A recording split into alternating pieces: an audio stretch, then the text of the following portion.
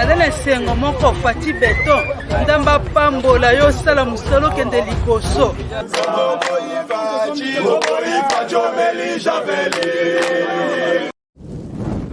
Soi-disant, hein.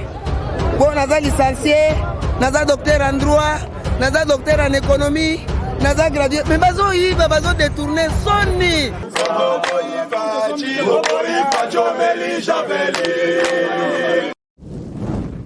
Makala o combien de présidents balekani abayebi yango te ye penda ye corruption na système mboka to comme ta ville lelo en tout cas nzamba batela ye asala to kuga na mai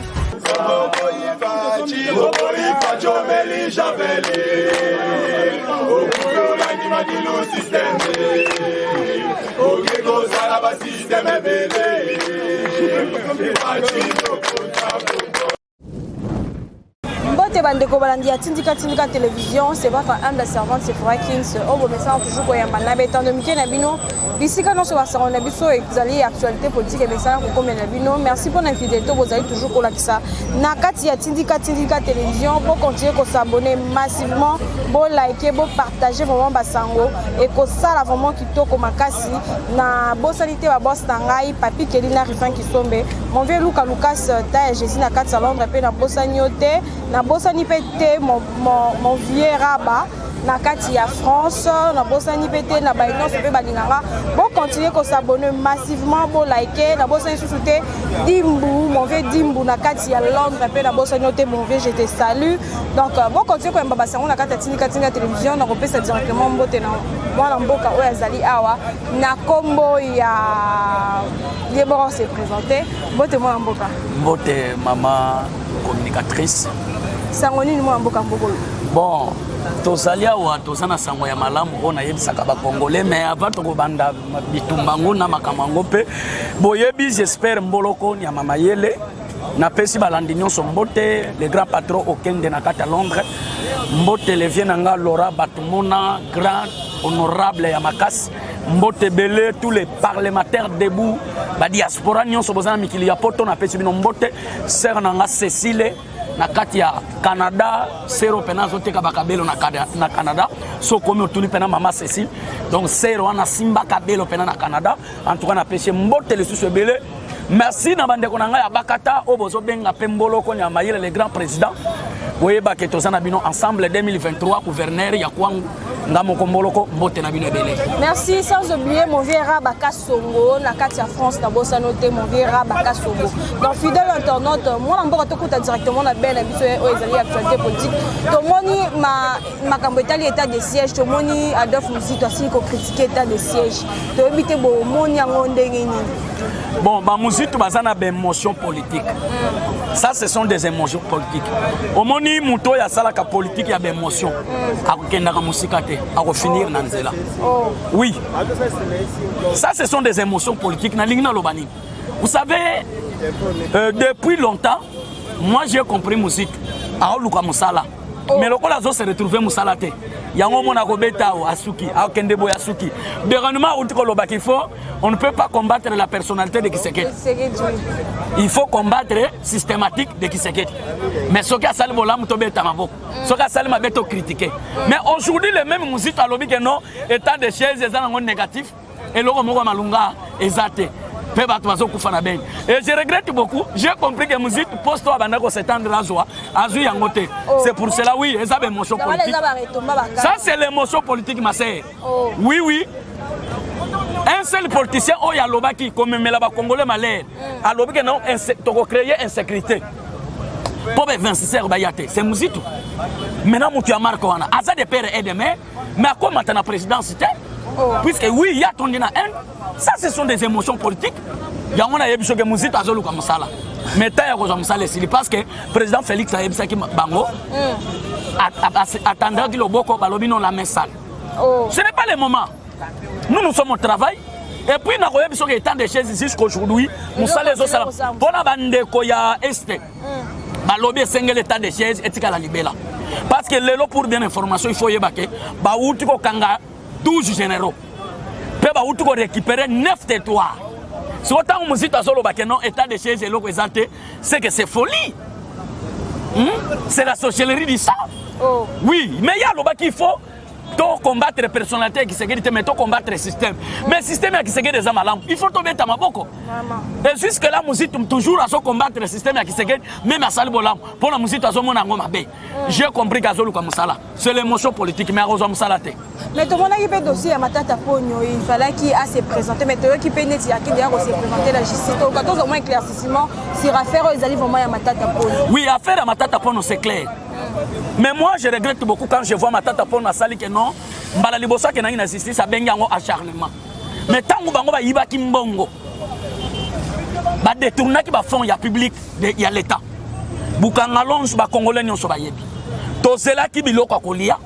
Matata yebi sa biso mabela Boukangalon, c'est quoi bota biloko. Mais toi qui est bon à Sengi, IGFA audité. Mais maman, oui, à Senga qui met, au moni biloko na outre le baké, ça a une motion politique au Bango Bazouaka. Mais lui-même, Matata Pogno, tant que Sengi, que Bassale audit, tant que qui premier ministre, Bassale audit, se retrouve que le projet Boukangalon, Nambon, on a bangé Matata Liayango. Maintenant, il y a quoi arriver. Tant qu'on interpelle Matata Pogno dans la justice, dans le ministère public. Quand je parle du ministère public, je vois parquet, juge, interpeller hier, accueillir qu'on se présenter. Vérifier dans le premier dossier. Balobino beleme za kokokate fo balandela. Matata zongi batien na résidence surveillée, tango zongi matata leki na point de presse alobino naza na poisonnement. Ba poisonner nga il faut na bimalibanda mboko na kene kozwa soin.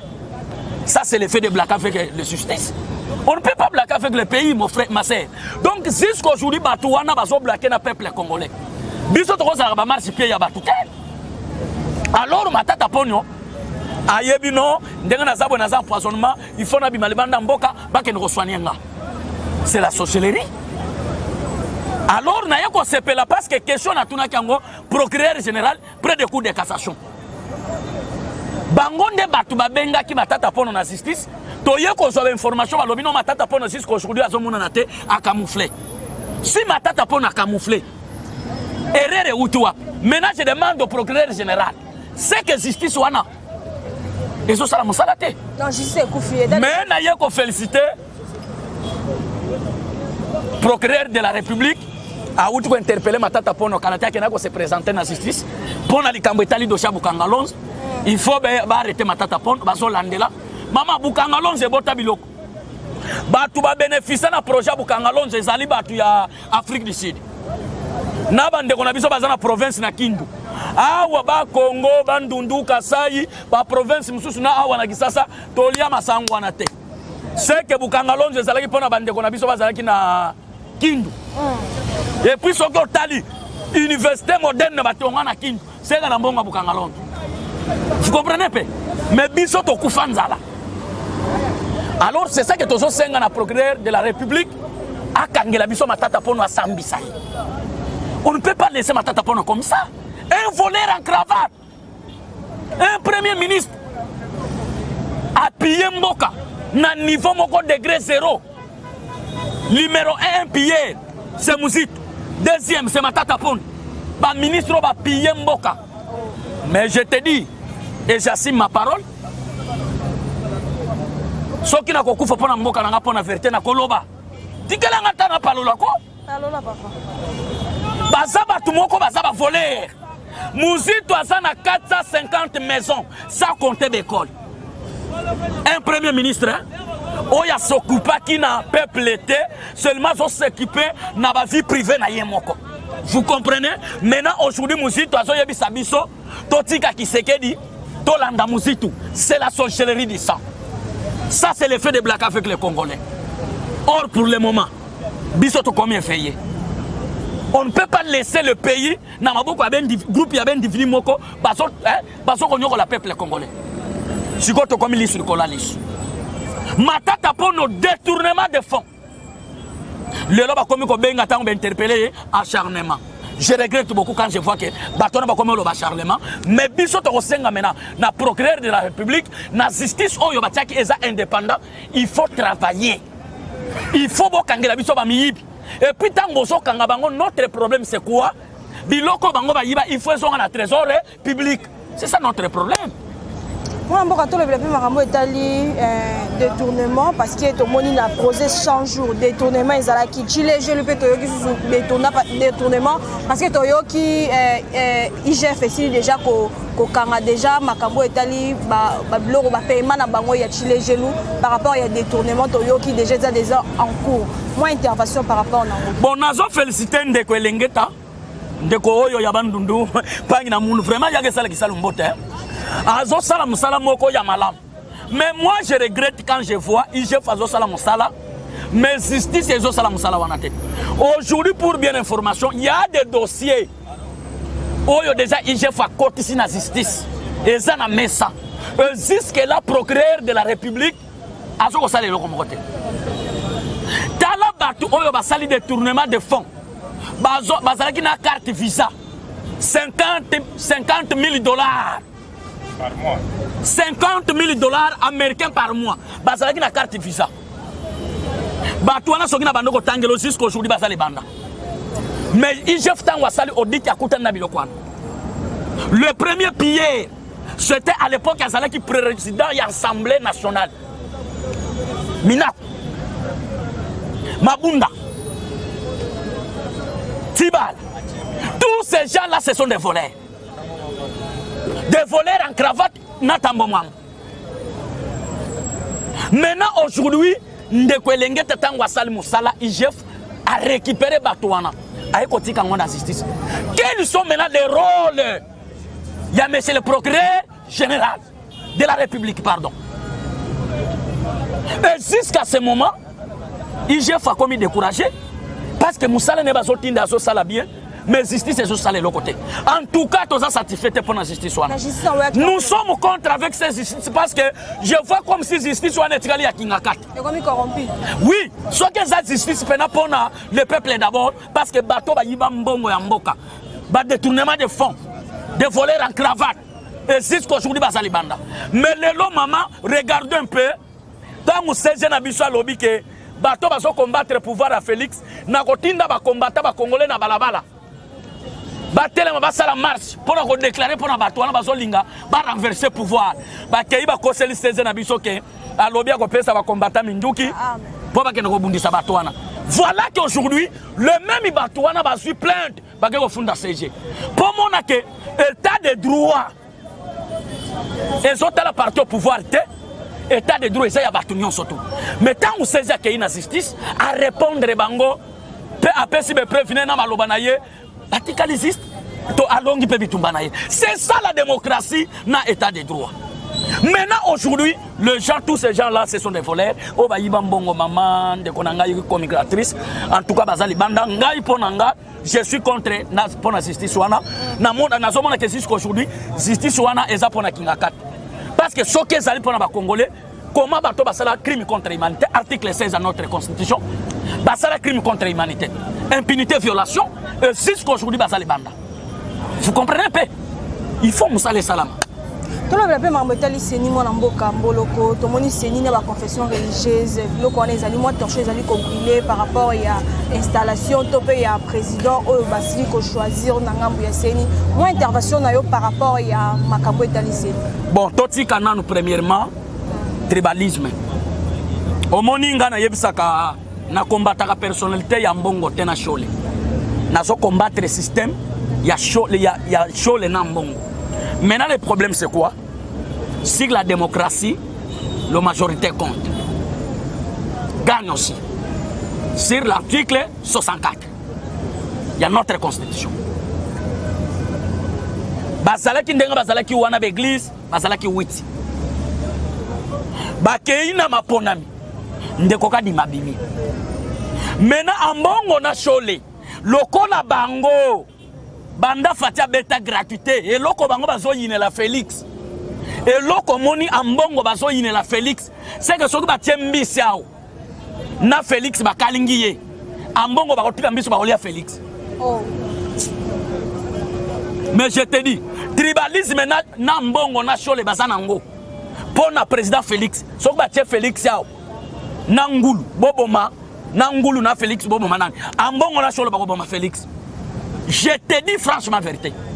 Parce que le tribalisme en bongo bazanango, Donc pour na bango Seni et comme institution ya IDPS. Non. Or Seni est une institution indépendante. Seni est occupé na parti moko politique té. Et puis aujourd'hui, moi je demande maintenant na ministre intérieur ceux qui en bongo na show les bazana besoin ba comme en politique batika ba sultan ba ya ba comme ba politicien ba identifier bango na ministère intérieur. C'est point très. Et puis tozo senga maintenant Mikole Koya élection salama kaka na ministre intérieur. Parce que ça c'est l'effet de blague avec les gens. C'est l'effet de blague avec un peuple congolais. Nous ne sommes pas naïfs. Bango va penser à tiba les karana ba tefe bazo ganga. Ba l'équipe peuple non, peuple a sa majorité. Mais na yebition article 70 Kadima reste en fonction jusqu'à nouvelle installation du nouveau président. Oh. On est lobby. Oui, non, ce n'est pas moi. Et sa constitution mbok. Deuxième majorité. Nous sommes sur la démocratie. Bakenda qui na vote Kadima Bimi comme président Yasseni, article 70, Kadima reste en fonction jusqu'à nouvelle installation du nouveau président. Mais ce n'est pas le problème de Balouba ou de Mouyaka. Bon, on a l'ingna tunayo. Président y assemblée nani. Mouyaka. Place on a bolobaki tribalisme était. Tenatuni place on a mbongo la chole.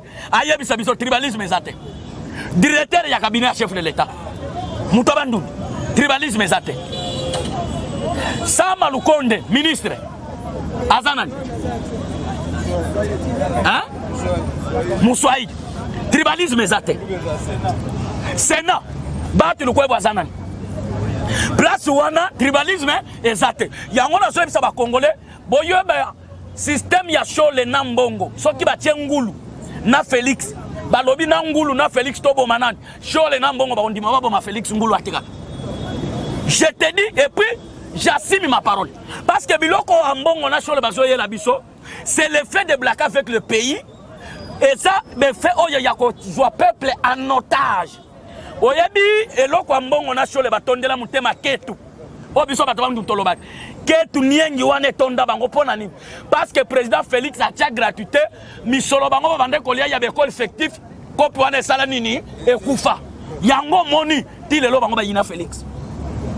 Mais ba yebake Félix rotika la kaka garde de la nation. Lokola so sala bolam pona peuple. Biso to ko soutenir yé. Marché central to le bilan vitali Zandu depuis baya ba buka to ba bimisa ba mama to ba bimisa ba vendeur na Zandu tisiko to e baraté suite ya Zandu to te gouverneur de la ville azolo banini c'est une grosse intervention et loko nazoko lemba wa likambu ya Zandu ba congolais bazoko tungisa mboloko makasi même bandeko bozana Europe botunaki mboloko ndengani likambu ya Zandu. Mon konjamboka état de chaise a changé ba gouverneur a tcheba militaire le nom moni changement na est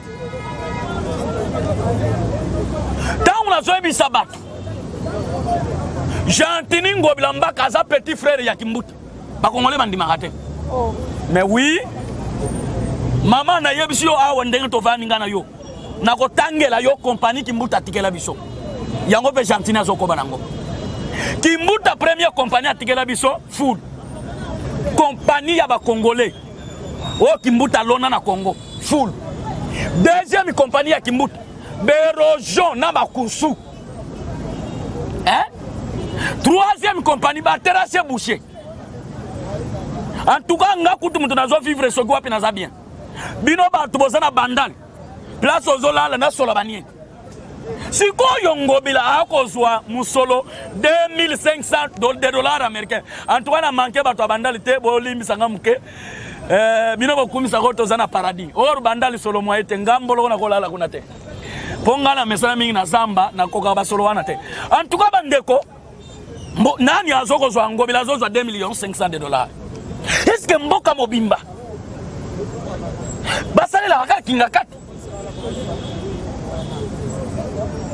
Nako yebisa yo zwa Golden Poi Jantini Ngobilambaka bazali batu ya kinga 4 bangoti lelo bakenda ko fukemela autorité morale awa nazo banga mutute moi je n'attaque personne bango Ngobila na Golden Poi bakenda ko fukemela Kabila Parce que bango jusqu'aujourd'hui bazana union sacrée. Soki otali vision ya Ngobila, est-ce que ça vision union sacrée? 2 500 000 $ américains. Mama kita wana yolo medical. Otala mabulu Ngobila saleli biso. Est-ce que prince basala ngobongo? Ngobila ako timo la mabulu lokola mutazo kunda soki bibembe. Toyebite. Soki bazana plaque ça c'est zinda bambula ezobetao. Toyebite. Mais tokotuna likambo ya zandu. Ngobila kangi zandu 5 mois na confinement. Tokiti na bandeko ba député ya provincial tokomi kuna tozaka na bandeko mukebai. Beliezer. Tokomi na terrain mama. Tokota na zandu Ngobila ndenga clôtura. Ebota matembele na kati. Ebota diamba. Ba Kongola bolanda bien. Pobo yeba ke Ngobila azo sala musala pona kinga kati. Eboti diamba. Eboti matembele na kati. Eboti ndunda. Tomituni. Ngobila ke gobenga chef de l'état. Nkonja mboka tiki bureau ayeti na zandu. Poubelle ti awo. Awo toko tuna Ngobila sikoyo. Akangili susu zandu. Banda akanga mama. Msale zati. Ndeto kosenga na mkonja mboka. Soki mkonja mboka fongoli misute. Ngobila deja zoko lakisake. Échec ya 2023. Ezo utaka Ngobila. Parce que côté Moussou chef de l'état Salim Malam, gratuité très bien. Bansene ba ke retraite awa, bazum musol. Awa na este bitumbesili alongi. Siko tozo la social tolia. Siko yo jantini likambo zando elesa ba congolais. Jantini akanga zando. Nde bo kangela biso fongola zando Ngobila. Ngobila muyipi. 2 500 000 $ américains zozo. Nde msala ni nakosana awa. Tala ke ko sombela biso ba kombo na lemba imbu. Ngobila sombi ba kombo na lemba imbu na zamba. Ndeba yako kombo la prince. Est-ce que kini bo peto ba congolais tozela ya kombo la prince? Mwana mboka tomona ki pe musicien oyo toyebi na kombo ya Kofi ndenga silaki koloba ete bilan ya chef de l'état ezali vraiment négatif toyebi te pona bino ba yimboka bozwa ki message wana ndenge nini? Est-ce que Kofi azanani? Un musicien poli. Un musicien ya lakisi bana basi ko lata mabe.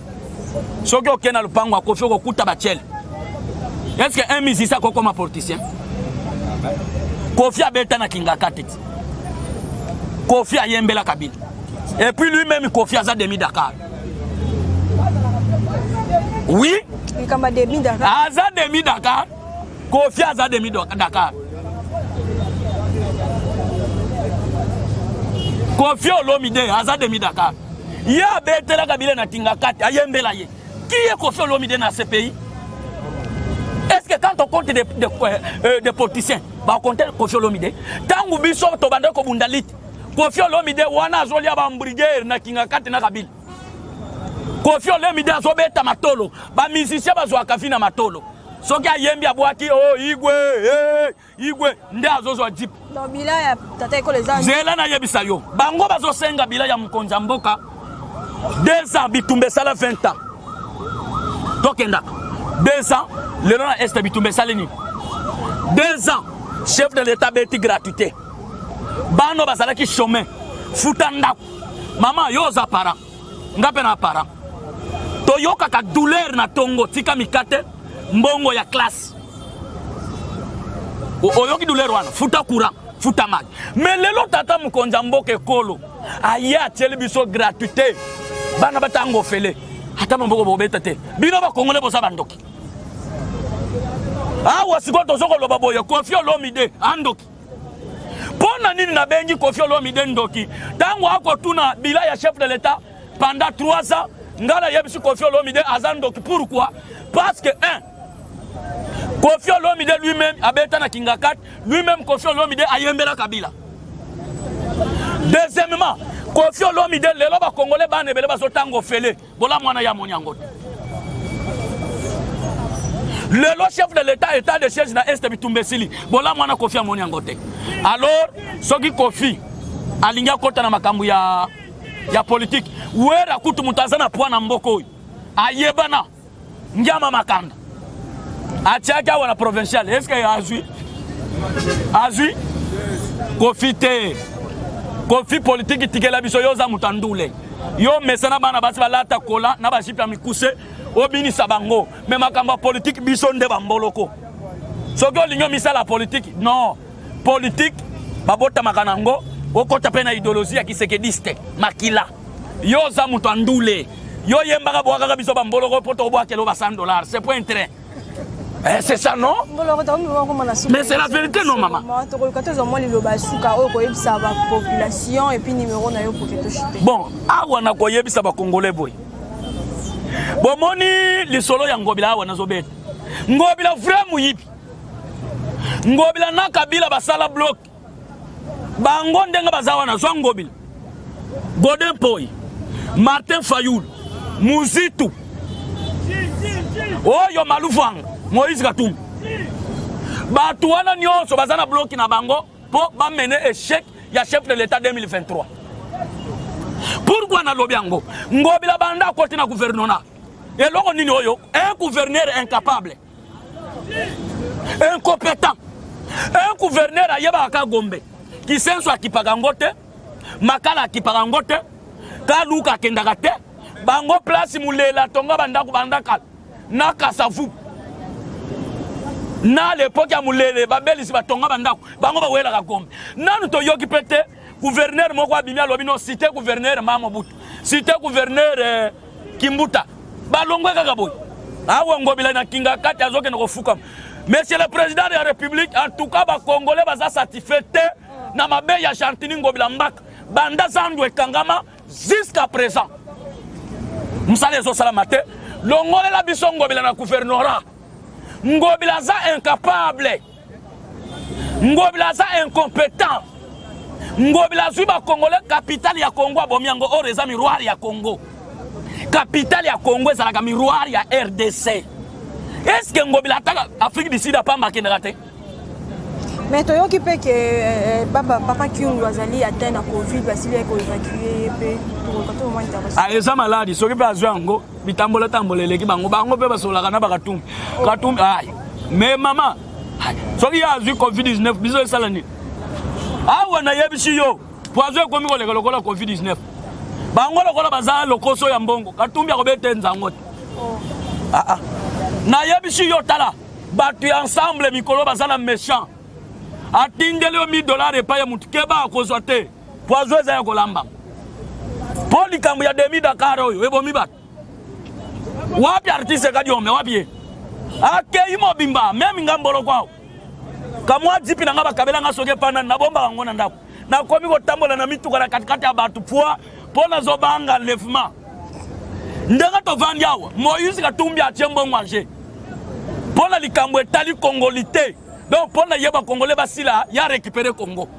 Mais il faut que de 2007 puis 2015 Katumbi a géré Katanga un gouverneur oya pia Katanga na minéraux na cuivre na colbert ba okangaye. Mais toi qui a bien postulé sur les 2023. Oui, celui qui Katumbi a postulé oui ngana yebela ya grand commerçant ya Makayap Nandakala. Mais to pekisi ko la président ya Mazembete. Loi wane lobby boy. Pour gérer la présidence de la République démocratique du Congo, il faut la dépêcher.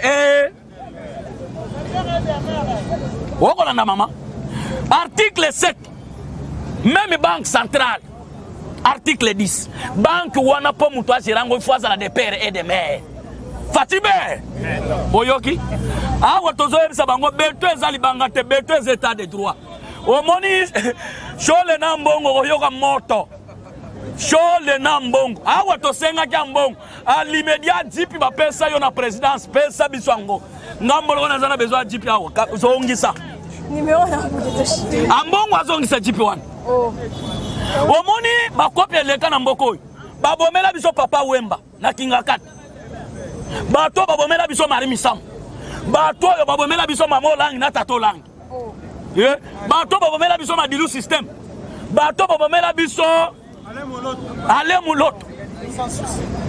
Bato ba bomeli biso sans souci. Eh, bazab étranger. Awa loi tchanie lobby de père et de mère. Ndebozo kanga bisaka mulongo som. Bato Rwanda bozo ken. Bato pe ba uta wana Zambie.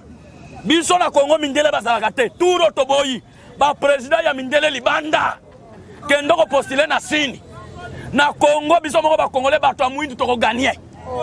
Ngaso ki naza pembe na botama congolais makila Fatime bino wa bozo ko sabiso que Moïse Katumbi c'est un congolais à étranger tout fait na lobi yango Katumbi même zéro Dakar à zate à étranger au moningo bila azo coopérer na Moïse Katumbi babenga yena kinga 4 Moïse Katumbi wana Kabila lobi fona choyo dauphin en 2023 ah ouais est-ce que ba congolais bazali ba betela chani maboko makasi ta oyoki ba beteli chani maboko ba beteli docteur chani eza maboko moko ya nini aye ko sauver biso peuple congolais na mboka parce que plan ya Kabila ezalaki dauphin en 2023 Katumbi siko chani pa ya lobi pour gérer présidence de père et de mère Kabila ba sali réunion na kinga kata yebisi Katumbi toko suka wa babenga pe Martin Fayulu batuniye monsieur le président province nous appelle oh non je suis quinois ah est-ce que quinois est la province c'est la sorcellerie au monde de émotion politique Martin Fayulu c'était sénégalais tout fait bampang na beto bander ya kwangu Musonga ben Martin Fayulu c'était sénégalais Musonga ben Fatim Pang na beto bandundu il faut beto soutenir Yandi 2023 Nabandundu ben nyonso il faut venir voter Fatih Beton article 70 le président Félix reste en fonction jusqu'à l'arrivée de Jésus-Christ de Nazareth oko Fatih Be Kabila Kaya Fayulu Ze Oboyolo numéro là pour que tu chité au bolo numéro là merci wana na moni ndeti lelo batu ya Porto bozo sepela makasi mais benemi ya Moïse Katumbi awa yope muto zo preparo benga ingana tongo muto Katumbi olobi mboloko oyoki biyana na répondre yo en tout cas moi je n'attaque personne hein? Mais ba congolais ba yebi que Katumbi à étranger numéro na mboloko oui numéro ya téléphone est libre plus 243 85 33 76 452 plus 243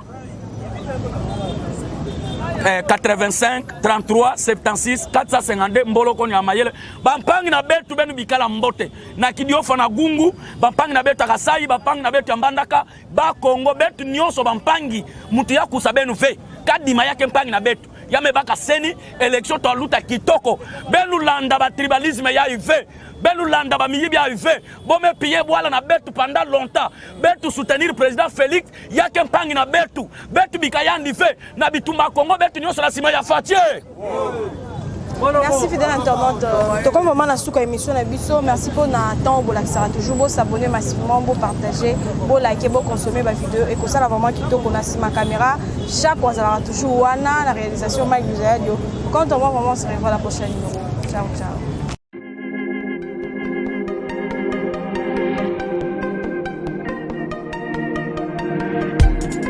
Après 25 ans d'expérience, eh oui, de 1995 jusqu'à ce jour, Elton Store, l'unique shop congolais de Londres, la Grande-Bretagne, il est Londres, et Zaliko ça la fierté à la communauté Nabiso, et surtout, il y a un homme d'affaires congolais sérieux dans la diaspora. Oh yes, yes, yes, yes. C'est créé Elton Store et Zalika Kamoko, le sérieux, accueil, na service qui toko na ba client na ye. Avec ma produit na ye, où il y a première classe, il y a qualité supérieure. Oh, il y a ma bombe à Eden Store. Oh yes, mon crime bimbe yeba. Ma maman à Londres va confirmer. Eden Store, c'est le perso des produits cosmétiques.